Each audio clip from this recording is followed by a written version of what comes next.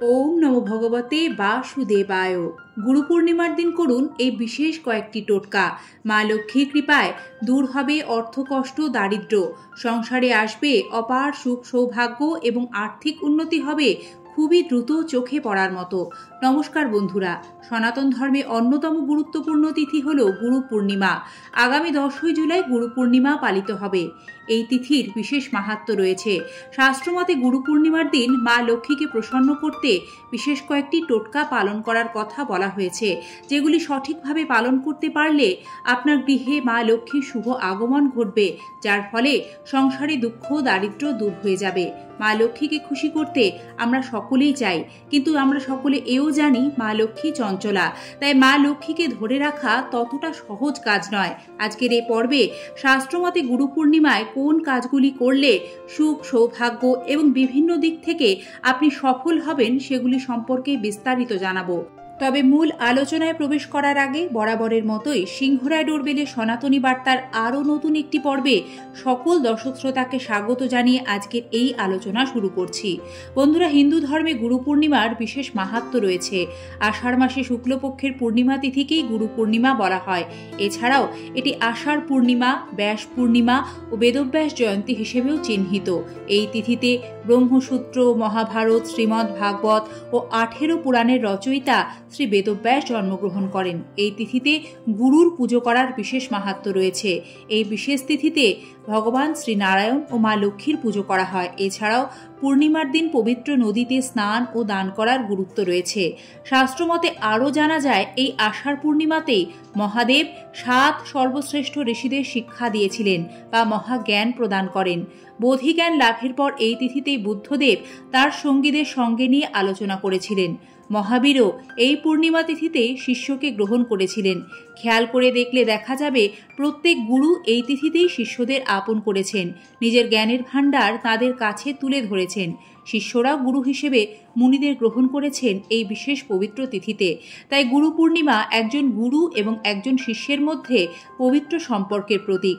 এই দিনে মানুষ তাদের গুরুদের কাছ থেকে প্রাপ্ত জ্ঞান এবং নির্দেশনার প্রতি শ্রদ্ধা ও কৃতজ্ঞতা প্রকাশ করে। বন্ধুরা, এই দিনে কিছু বিশেষ কাজ ও ব্যবস্থা করলে গুরু ও ভগবান বিষ্ণুর আশীর্বাদ একসাথে পাওয়া যায়। মা লক্ষ্মী প্রসন্ন হন। এর সঙ্গে এমন কিছু কাজ আছে যা এই দিনে করলে গুরু ও শ্রীহরি রাগ করেন। আসুন আমরা আপনাকে বলি এই দিন গৃহস্থের কল্যাণে কোন কাজগুলি করবেন ও কোনগুলি ভুলেও করবেন না। গুরু পূর্ণিমার টোটকা। গুরু পূর্ণিমার দিন সকাল সকাল ঘুম থেকে উঠে স্নান সম্পন্ন করে সূর্যদেবের পুজো করুন এবং সূর্যদেবকে জল ও লাল ফুল অর্পণ করুন। সূর্য প্রণাম মন্ত্র উচ্চারণ করুন।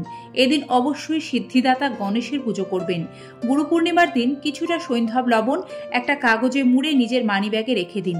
তারপর দেখবেন আপনার আর্থিক সমস্যা বা অর্থ সংকট কাটতে শুরু করবে। এই দিন সিদ্ধিদাতা গণেশের পাশাপাশি মহাদেবের নাম জপ করতেও ভুলবেন না। পূর্ণিমা তিথি মানেই ভগবান শ্রী বিষ্ণু ও মা লক্ষ্মীর পুজো। তাই এই বিশেষ দিনে মা লক্ষ্মীকে প্রসন্ন করতে শাস্ত্রমতে অশ্বত্থ গাছের গোড়ায় জল নিবেদন করতে হয় এবং জল নিবেদন করার পর অশ্বত্থ গাছে 7 বার পরিক্রমা করবেন। তারপর অশ্বত্থ গাছের গোড়ায় একটি প্রদীপ প্রজ্বলন করে আর পেছন ফিরে তাকাবেন না, বাড়িতে চলে আসবেন। বন্ধুরা, এই পূর্ণিমার দিন চাল দিয়ে যে কাজগুলি করবেন। ধন সম্পদের দেবী লক্ষ্মীর আশীর্বাদ পেতে মানুষ বিভিন্ন উপায় মেনে চলে, আর এই উপায়গুলির মধ্যে চালের কৌশল ও প্রতিকার পূর্ণিমা তিথিতে খুবই কার্যকরী। পুজোতেও চালের ব্যবহার অত্যন্ত শুভ। ধানকে অক্ষত বলা হয়। অক্ষত মানে অখণ্ড। জ্যোতিষশাস্ত্র অনুসারে জীবনে অনেক সময় গ্রহের বাধার কারণে অর্থ সংক্রান্ত সমস্যার সম্মুখীন হতে হয়।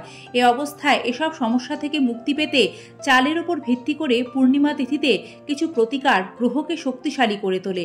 চালের এই টোটকাগুলির হাত ধরে অর্থ লাভের সম্ভাবনা তৈরি হয়। বন্ধুরা, অর্থপ্রাপ্তি ও ধন সম্পদ লাভের জন্য গুরু পূর্ণিমায় চাল দিয়ে প্রথম যে টোটকাটি করবেন তা হলো, শাস্ত্রমতে এই পূর্ণিমা তিথিতে একটি লাল রেশমি কাপড়ের ওপর 21 দানা অক্ষত আতপ চাল রাখতে হবে। এক্ষেত্রে 21টি চালের দানায় নিতে হবে আর আতপ চালই হতে হবে, এবং 21টি চাল যাতে কোথাও ভাঙা না থাকে সেদিকে খেয়াল রাখবেন। সেই চালগুলি লাল রেশমি কাপড়টির ওপর রেখে কাপড়টি ভাঁজ করে মা লক্ষ্মীকে স্মরণ করে আপনার পার্সে বা মানিব্যাগে রাখুন। এটি বিশ্বাস করা হয় ব্যক্তির হঠাৎ অর্থলাভ ও ধনপ্রাপ্তিতে এই বিশেষ টোটকা পূর্ণিমায় খুব ভালো কাজ করে। চাল দিয়ে দ্বিতীয় যে টোটকাটি গুরু পূর্ণিমায় করতে হবে। এই দিন বাড়িতে নিত্য পুজো করার সময় মা লক্ষ্মী ও ভগবান নারায়ণের সামনে একটি তামা অথবা পিতলের পাত্রে কিছুটা আতপ চাল অল্প হলুদ মাখিয়ে তার মধ্যে একটি গোমতী চক্র, একটি পদ্মের বীজ, একটি হলুদ রঙের লক্ষ্মী কড়ি, একটি গোটা সুপারি, সামান্য জাফরান এবং একটি 1 টাকার কয়েন রেখে মঙ্গল সামগ্রী সমেত পাত্রটি মা লক্ষ্মীর উদ্দেশ্যে অর্পণ করে একটি মন্ত্র উচ্চারণ করবেন। মন্ত্রটি হল ওম মহালক্ষ্মী আয় নমঃ। এভাবে মা লক্ষ্মীকে আপনি নিজের গৃহে আমন্ত্রণ করবেন। পুজো শেষে বাড়ির গৃহিণীরা ওই মঙ্গল সামগ্রীগুলি একটি লাল কাপড়ে মুড়ে পুঁটুলি করে সেটিকে খুব গোপনীয়তার সাথে বাড়ির চালের পাত্রে রেখে দেবেন। বন্ধুরা, জ্যোতিষ ও বাস্তুমতে গুরু পূর্ণিমার পুণ্যতিথিতে এ বিশেষ চালের প্রক্রিয়াটি মা লক্ষ্মীকে আপনার গৃহে আমন্ত্রণ, আগমন ও স্থিতির জন্য অত্যন্ত শুভ ও কার্যকরী মানা হয়। শাস্ত্রমতে এই প্রক্রিয়াটি সঠিকভাবে করতে পারলে গৃহে অন্ন অর্থের অভাব দূর হয় এবং মা লক্ষ্মীর কৃপায় উত্তরোত্তর সে সংসারে আর্থিক শ্রীবৃদ্ধি হয়। এক্ষেত্রে ছোট্ট করে একটি বিষয় আপনাদের জানাই, জ্যোতিষ ও বাস্তুশাস্ত্র মতে রান্নাঘরে কখনো বৈদ্যুতিক কোনো সরঞ্জাম একেবারেই রাখবেন না, ওষুধ রাখবেন না, কোনো রকম স্লিপ রাখবেন না, কারণ আমাদের বাড়ির অন্যতম আরও একটি পূজার স্থান এই রান্নাঘর। সে কারণে রান্নাঘরের বাস্তু সঠিক থাকলে গৃহস্থের উন্নতি হয়। আপনি যদি চন্দ্রের দশা বা চন্দ্রের দোষে ভোগেন তাহলে পূর্ণিমার দিন একটু চালের পায়েস তৈরি করুন, চন্দ্রদেবতাকে অর্ঘ্য নিবেদন করুন এবং এই দিন মা লক্ষ্মীকেও পায়েস তৈরি করে দিলে সংসারে আর্থিক উন্নতি হয়। এই দিন পায়েস রান্না করে সন্ধ্যায় চন্দ্রদেবকে অর্ঘ্য নিবেদন করার পর সেই পায়েসের বাটি চাঁদের আলোয় রেখে দিন এবং একটি নেট বা মশারির কাপড় দিয়ে সে পায়েস ঢেকে রাখুন। পূর্ণিমা তিথির পর দিন সেই পায়েস বাড়ির সবাই মিলে খান। প্রথাগত বিশ্বাস, এই জ্যোৎস্না মিশ্রিত পায়েস গ্রহণ করলে শরীর সুস্থ থাকে, মা লক্ষ্মীর কৃপায় সংসারে শ্রীবৃদ্ধি হয় এবং চন্দ্রের দোষ খণ্ডন হয়, আরও বহু সুফল লাভ করা যায়। অর্থ সংকট দূর করতে এই গুরু পূর্ণিমায় শাস্ত্রের নিয়ম মেনে মা লক্ষ্মীর সামনে 5টি পান পাতার ওপর একটি করে ফুল সমেত লবঙ্গ, একটি এলাচ, সুপারি ও 1 টাকার কয়েন রাখুন। পুজোর পরে লাল কাপড়ে সেই ফুল সমেত লবঙ্গ, এলাচ, সুপারি ও মুদ্রা বেঁধে ঘরে টাকা রাখার নিরাপদ স্থানে রাখুন। ব্যবসা স্থানেও রাখতে পারেন। এ ক্রিয়া করলে মা লক্ষ্মীর কৃপায় অর্থ সংকট খুব দ্রুত দূর হয়। বন্ধুরা, গুরু পূর্ণিমায় যে কাজগুলি ভুল করেও করতে নেই। এদিন কাউকে খারাপ কথা, উচ্চস্বরে তির্যক মন্তব্য করবেন না, নিজের মা বাবাকেও নয়, কারণ তারা আমাদের প্রথম গুরু। এই বিশেষ দিনে শিক্ষককে অপমান করবেন না, ঘরদোর নোংরা রাখবেন না, বাড়ি ঘরদোর অন্ধকার রাখবেন না। এই দিন সন্ধ্যায় তুলসী তলায় ঘিয়ে প্রদীপ জ্বালাবেন। সম্ভব হলে এই দিন বাড়িতে আলপনা দেবেন, কারণ পূর্ণিমা তিথিতে আলপনা দিলে মা লক্ষ্মী প্রসন্ন হন। গুরু পূর্ণিমার দিন ভুল করেও মাংস খাবেন না, কারণ পূর্ণিমা তিথিতে মাংস খেলে শরীর স্বাস্থ্যের ওপরেও তার খারাপ প্রভাব পড়ে। সবশেষে আমার গুরু ও গুরুস্থানীয় সকল সম্মানীয় ব্যক্তিকে প্রণাম জানাই। গুরু ব্রহ্মা, গুরু বিষ্ণু, গুরুদেব মহেশ্বর, গুরুরেব পরম ব্রহ্ম, তস্মৈ শ্রী গুরবে নমঃ। শুভ গুরু পূর্ণিমা।